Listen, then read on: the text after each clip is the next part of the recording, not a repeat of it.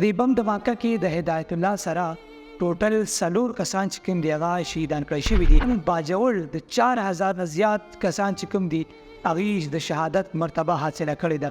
ایکسپارټ خبرو کې په خیبر پختونخوا کې تقریبا د 40000 نه زیات خلک چې کوم دي هلته شهیدان کړای شوي دي. خو ړوند ریاست دی، ړوند سیسټم دی، هغه چغې وویلې چې زما ژوند ته خطره ده، خو چا هم د هغې اواز اوچت نه کړو. بلا چا خراب کړو؟ دا ټیرریست دي څوک؟ د کوم ځای نه راځي؟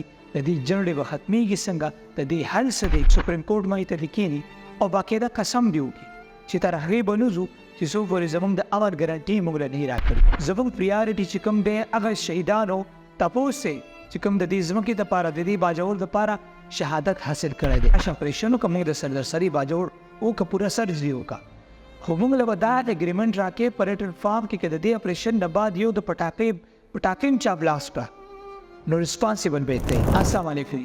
باجوړ په وینو سور شو خو دهشتګرد ماړه شو. سابقه سینیټر هدایت الله د خپلو سیکیورټي ګارډ او ډرایور سره هغه په ریموټ کنټرول بم دھماکه کې شهید کړی شوی دی. په دې بم دھماکه کې د هدایت الله سره ټوټل څلور کسان چې کوم دي هغه شهیدان کړی شوي دي. دا فوټیج تاسو دې ټیم کې سکرین باندې ګورئ چې د چا خپې د چا نور مړ وجود چې کوم دی هغه خلکو په لاسو کې رانیستی دی. زه یو پیر بیا وایم چې باجوړ په وینو سور شو خو دهشتګرد ماړه شو. نه د دهشتګردو تعین وکړای شو چې دا دهشتګرد اصل کې دي څوک او دا د کوم ځای نه راځي. د دې نه مخکې مبارک زیب شهید کړی شو، د دې نه وروسته مختلف علما شهیدان کړی شو، مختلف ټیچرز شهیدان کړی شو، مختلف سیاستدان چې کوم دی هغه ټارګټ کړی شو.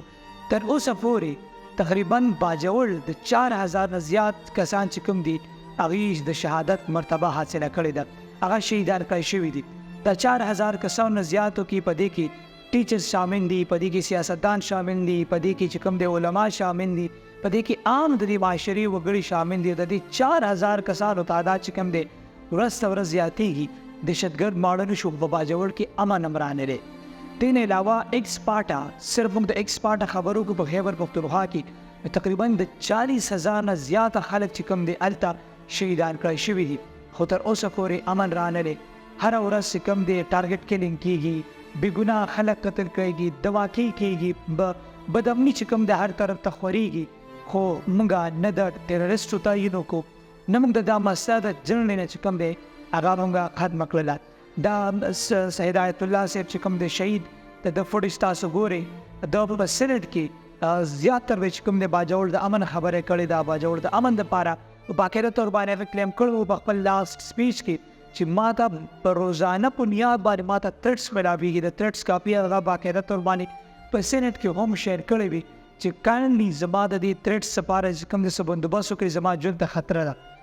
خو ړوند ریاست دی، ړوند سیسټم دی، هغه چغې وویلې چې زما ژوند ته خطره ده، خو چا هم د هغې اواز اوچت نه کړو. بلکې تاسو به خبرونه کتلي وي چې په پاکستان کې بیا په خیبر پختونخوا کې منتخب MNS MPS چې کوم دی هغه بتۍ ورکوي، هغه دغه ټیرریسټو چې کوم دی باقاعده یو قسم ته ټیکس وله ورکوي. نو حالات کوم سیټ ته ځي؟ سوال بیا دا دی حالات چا خراب کړو؟ دا ټیرریست دي څوک؟ د کوم ځای نه راځي؟ د دې جنډې به ختمېږي څنګه؟ د دې حل څه دی؟ دا کور ایشوز دي، دا موږ اله ایډرس کول چا څه پکار دي، ناسته چا څه پکار ده، کوم وسایل به دې له پکار وي.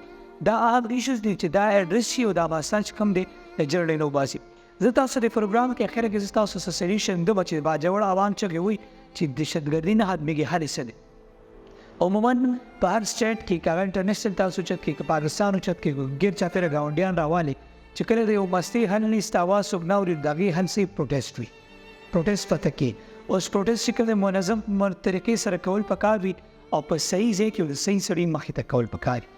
ټول باجوړ دې راوچت شي، دغه ټول آبادي دې راشي، دلته کې د پارلیمنټ مخې ته کښېني، دلته کې چې کوم دی د سپریم کورټ مخې ته دې کښېني او باقاعده قسم دې وکړي چې تر هغې به نه ځو چې څو پورې زموږ د امن ګارنټي موږ له نه راکړي. چې امن ګارنټي یو اګریمنټ تا ته میلاو شي، که چېرته امن رانغلی یا د دې اګریمنټ نه بعد یو قتل وشو، یو دھماکه وشو، یو ټیرر اټیک وشو، ریسپانسیبل به څوک وي؟ هغوی به بیا څه حل به څه روځي؟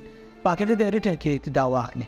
او د دې دپاره بیا ډېر ضروري دا ده چې دغه AP، دغه PTI، دغه آزاد، دغه جماعتین، دغه PBP والا دا کیسې دې ختمه کړي.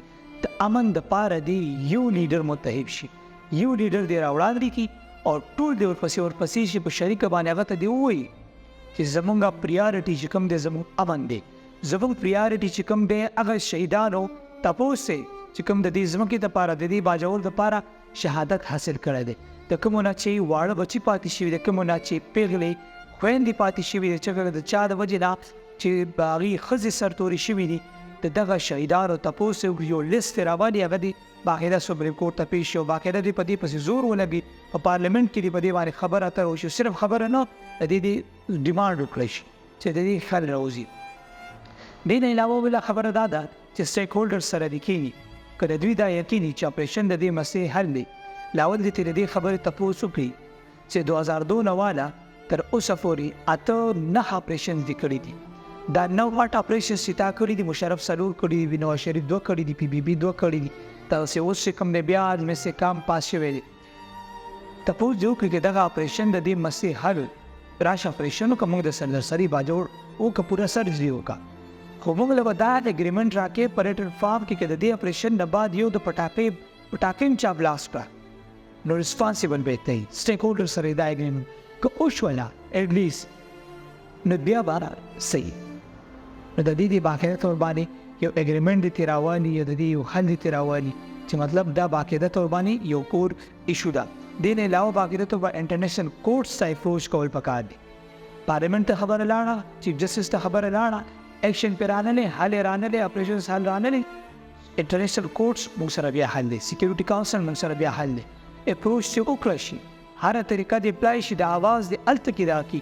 ولې موږ پښتانه زموږ حکومت چې کوم دی د IMF په یو خبره باندې چې کوم د شرایط بوج کوي په ما او تا باندې په ټرون ټیکسز په ما او تا باندې لګوي باقاعده طور باندې دغه نه مجبوره دي. انټرنیشنل کورټس کې یو خبره کوي، سیکیورټي کاونسل کې یو خبره کوي، هغه مني بیا یې سر ښکته کړی. دې نه علاوه که امریکا یو خبره کوي بیا سر ښکته کړی. که چین راځي دلته و چې حالات ټیک نه دي دغه دپاره اپریشن سټارټ کوي پرېږده چې پښتانه دې پکې تباه برباد شي خو هغوی خبره منلی کېږي. نو اټس می چې انټرنیشنل پریشر دی هغه سټیشن انټرنیشنل کورټس سیکیورټي کاونسل ته سوپر رول انسټیټیوشنز دي هغې ته رسایي بیا زموږ دپاره فاینل حل دی.